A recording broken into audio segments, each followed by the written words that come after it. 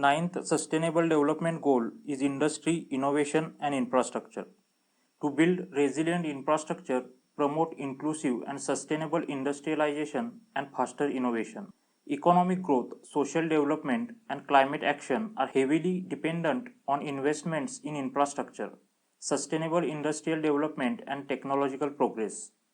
In the face of a rapidly changing global economic landscape and increasing inequalities, sustained growth must include industrialization that first of all make opportunities accessible to all people and second is supported by innovation and resilient infrastructure. Even before the outbreak of the COVID-19 pandemic, global manufacturing, considered an engine of overall economic growth, has been steadily declining due to tariffs and trade tensions. The manufacturing decline caused by the pandemic has further caused serious impacts on the global economy. In 2019, some 87% of people in developed countries used the internet, compared with just 19% in the least developed countries. Investment in research and development globally, as well as financing for economic infrastructure in developing countries, has increased, and impressive progress has been made in mobile connectivity with almost the entire world population, 97%, living within reach of a mobile cellular signal. Think about how industry impacts on your life and well-being and use social media to push for policymakers to prioritize the sustainable development goals. 10th Sustainable Development Goal is reduce the inequalities. To reduce inequalities within and among countries. Inequalities based on income, sex, age, disability, sexual orientation, race, class, ethnicity, religion, and opportunity continue to persist across the world. Inequality threatens long-term social and economic development, harms poverty reduction, and destroys people's sense of fulfillment and self-worth. This in turn can breed crime, disease, and environmental degradation. We cannot achieve sustainable development and make the planet better for all if people are excluded from the chase for a better life. And despite some positive signs, inequality is growing for more than 70% of the global population, exacerbating the risks of divisions and hampering economic and social development.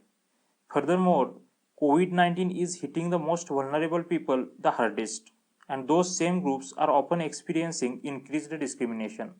Women and children with lack of access to healthcare die each day from preventable diseases such as measles and tuberculosis or in childbirth. Older persons, migrants, and refugees face lack of opportunities and discrimination, an issue that affects every country in the world. 1 in 5 persons reported being discriminated on at least one ground of discrimination prohibited by international human rights law. Among those with disabilities, 3 in 10 personally experience discrimination, with higher levels still among women with disabilities, including based on religion, ethnicity, and sex, pointing to the urgent need for measures to tackle multiple and intersecting forms of discrimination. In today's world, we are all interconnected. Problems and challenges like poverty, climate change, migration, or economic crisis are never just confined to one country or region. Even the richest countries still have communities living in abject poverty. The oldest democracies still wrestle with racism, homophobia, and transphobia, and religious intolerance. Global inequality affects us all, no matter who we are or where we are from. Equality can and should be achieved to ensure a life of dignity for all. Political, economic, and social policies need to be universal and pay particular attention to the needs of disadvantaged and marginalized communities. Reducing inequality requires transformative change.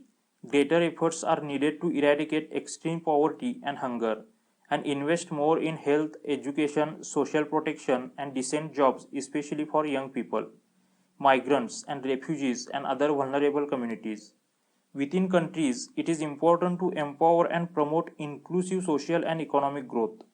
We can ensure equal opportunity and reduce inequalities of income if we eliminate discriminatory laws, policies, and practices.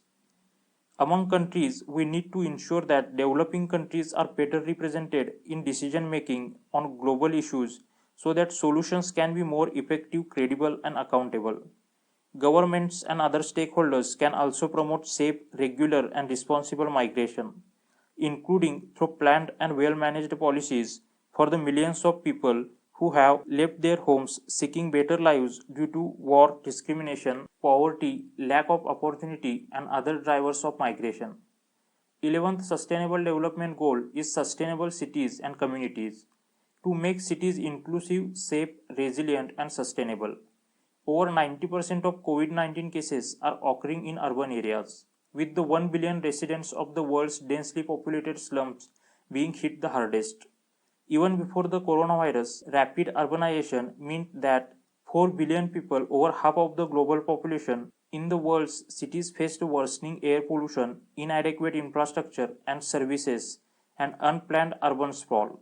Successful examples of containing COVID-19 demonstrate the remarkable resilience and adaptability of urban communities in adjusting to new norms. Inequality and the levels of urban energy consumption and pollution are some of the challenges.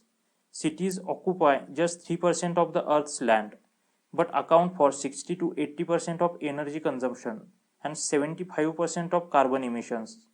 Many cities are also more vulnerable to climate change and natural disasters due to their high concentration of people and location. So building urban resilience is crucial to avoid human, social, and economic losses. The cost of poorly planned urbanization can be seen in some of the huge slums, tangled traffic, greenhouse gas emissions, and sprawling suburbs all over the world. By choosing to act sustainably, we choose to build cities where all citizens live a decent quality of life and form a part of the city's productive dynamic, creating shared prosperity and social stability without harming the environment. As of May 2020, the majority of national and city governments are revisiting urban planning to help prevent the next pandemic. Take an active interest in the governance and management of your city. Advocate for the kind of city you believe you need. 12th Sustainable Development Goal is responsible consumption and production. To ensure sustainable consumption and production patterns, economic and social progress over the last century has been accompanied by environmental degradation that is endangering the very systems on which our future development and very survival depend. COVID-19 offers an opportunity to develop recovery plans that will reverse current trends and shift our consumption and production patterns to a more sustainable course. A successful transition will mean improvements in resource efficiency, consideration of the entire life cycle of economic activities, and active engagement in multilateral environmental agreements. There are many aspects of consumption that with simple changes can have a big impact on society as a whole. For example, the global material footprint, an indicator of the pressure put on the environment to support economic growth and to satisfy the material needs of people, grew by 17.4% to 85.9 billion metric tons in 2017 as compared to 2010.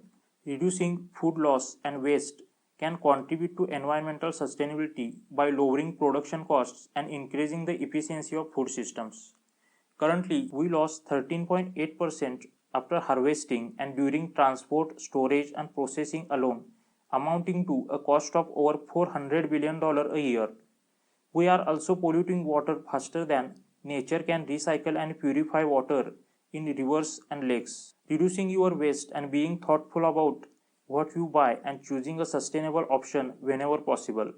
Ensure you don't throw away food and reduce your consumption of plastic, one of the main pollutants of the ocean. Carrying a reusable bag, refusing to use plastic straws, and recycling plastic bottles are good ways to do your part every day. Making informed purchases also helps. For example, the textile industry today is the second largest polluter of clean water after agriculture, and many fashion companies exploit textile workers in the developing world. If you can buy from sustainable and local sources, you can make a difference as well as exercising pressure on businesses to adopt sustainable practices. If you enjoyed this video, then please like and share this video and do subscribe to this channel.